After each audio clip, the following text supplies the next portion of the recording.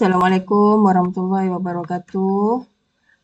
So hari ni kita sambung bab 6 elektrokimia 6.2 sel kimia. Sel kimia terdiri daripada dua logam yang berlainan, okey, dicelup dalam elektrolit, okey, dan disambung melalui litar luar dengan wayar penyambung. Jadi dalam sel kimia ni dia mesti ada logam yang berlainan. Okey, kemudian dia mesti ada elektrolit. Dua logam tu dicelup dalam elektrolit, kemudian disambung dengan wayar penyambung. Okey, seperti dalam gambar rajah sebelah ni lah. Ini adalah susunan radas membentuk satu sel kimia. Kalau kita tengok beza antara sel kimia dengan sel elektrolitik, sel elektrolitik dia akan ada bateri dekat sini. Tapi kat sini dalam sel kimia dia tak ada penggunaan bateri. Okey. So kalau kita tengok pada rajah 6.13 ni, okey, dia gunakan dua logam yang berbeza. Satu ialah magnesium, satu ialah kuprum. Okey. Dua logam ni dicelup dalam elektrolit. Dalam ni elektrolit yang kita guna ataupun dalam rajah ni larutan kuprum 2 sulfat. Okey, kemudian dua elektrod ni tadi, magnesium dan kuprum ni, dua logam ni dia sambung guna wayar penyambung. So ini adalah wayar penyambung. So bagaimana kita nak tentukan terminal pada sel kimia? Kalau sel elektrolitik, kita boleh tentukan terminal positif negatif dia melalui bateri. Okey, terminal positif negatif pada bateri. So kita boleh tentukan dari situ kalau sel elektrolitik. Tapi kalau sel kimia, kita perlu tentukan terminal positif negatif tu berdasarkan kepada kedudukan siri kimia. So hari tu dah minta awak hafal. Saya dah beri akronim. So harapnya dah hafal. Okey.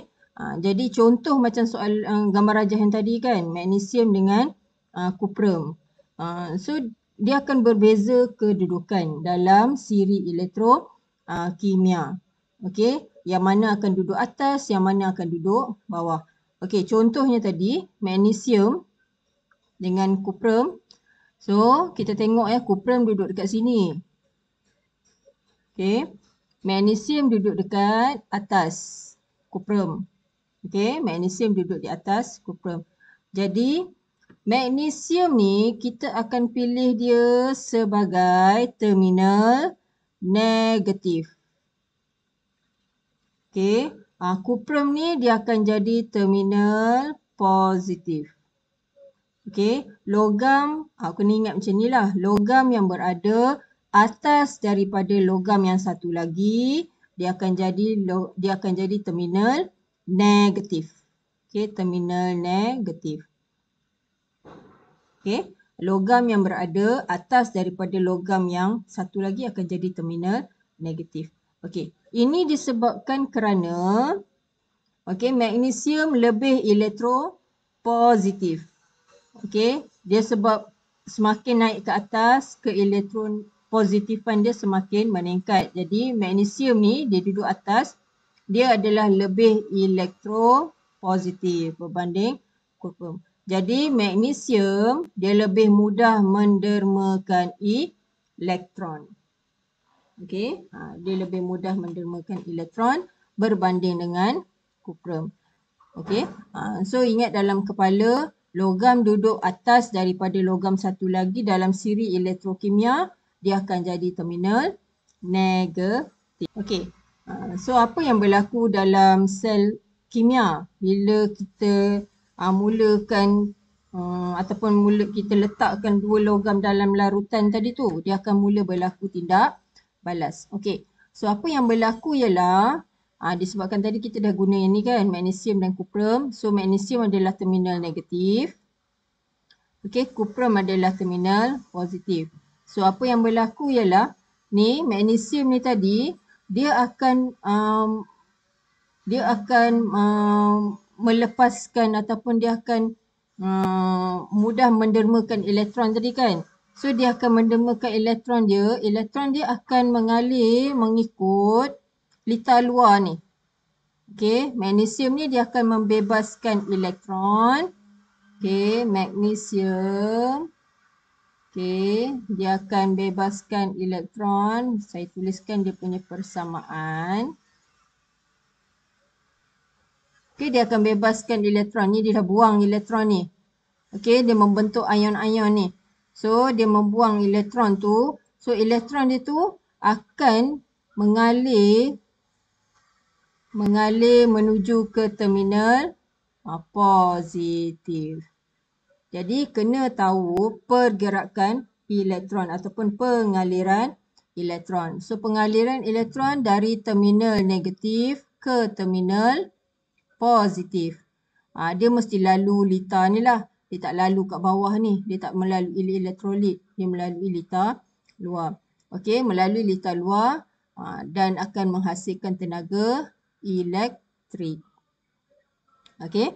So, perubahan tenaga yang berlaku ialah perubahan dalam sel kimia ni ialah tenaga kimia kepada tenaga elektrik. Inilah disebabkan oleh pengaliran elektron tadi. Okey.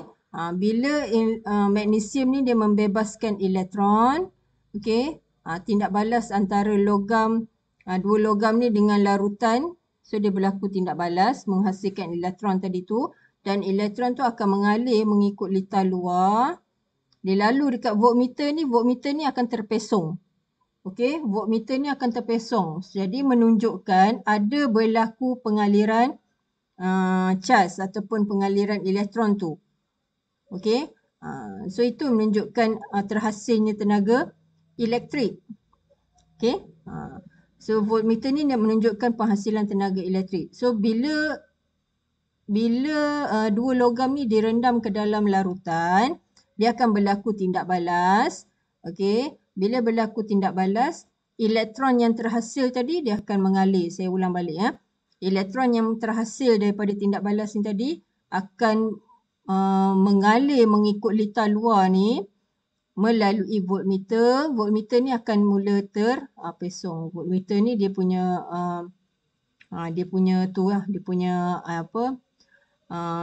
jarum dia akan terpesong. Okey, menunjukkan ada berlakunya pengaliran arus dekat sini, pengaliran elektrik. Okey, kemudian elektron tu akan pergi ke terminal positif.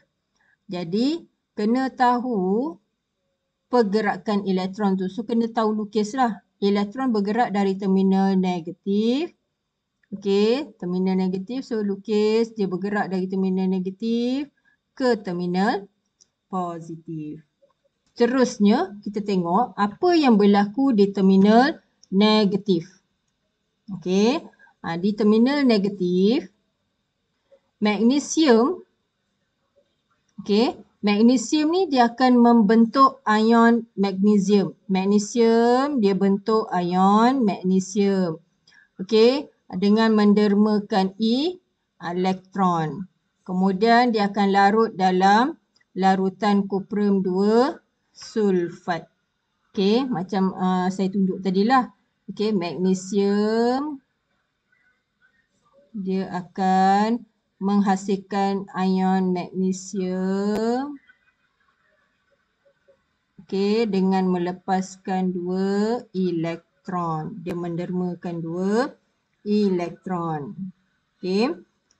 So magnesium ni menjadi terminal negatif. Okey, elektron yang terbebas akan mengalir melalui litar luar dari magnesium ke terminal positif sel kimia tu. Dia akan pergi ke kuprum. So, lukiskan pengaliran elektron yang berlaku. So, awak lukislah. Tunjukkan. Okey, tunjukkan pengaliran elektron yang berlaku. So, dari terminal negatif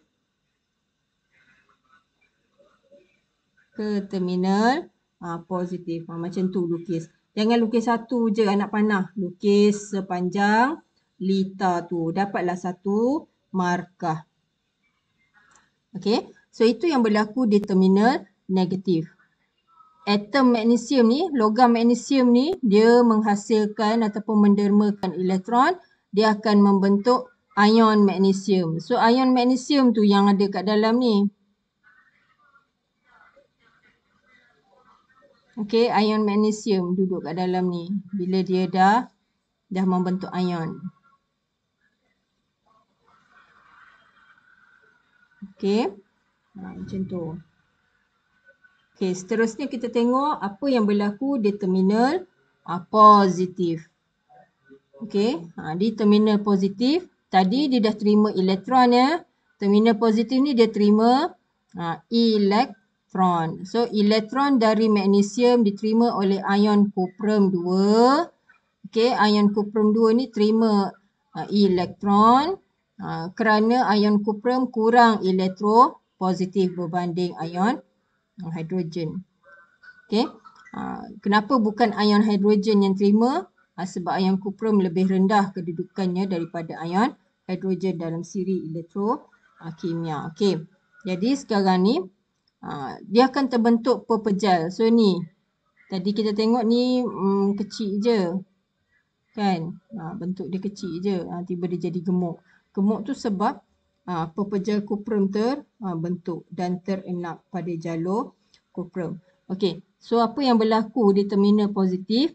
Ion-ion kuprum dekat dalam larutan ni. Okey. Ion-ion kuprum ni kuprum 2 campur. So ni ion. Cu2 campur. Cu2 campur. Okey. So Cu2 campur. Dia akan terima 2 elektron yang dihantar oleh magnesium tadi tu. Okey, so dia akan membentuk atom kuprum. Okey, dia akan membentuk atom kuprum. So atom kuprum ni tadi ni menepek-nepek dekat logam kuprum ni. Dekat elektrod ni, dekat logam kuprum ni. Dia menepek-nepek jadi besar ni. Kita akan nampak dia bertambah. Okey, pepejal kuprum terbentuk dan terenak. Jadi kuprum bertindak sebagai terminal positif.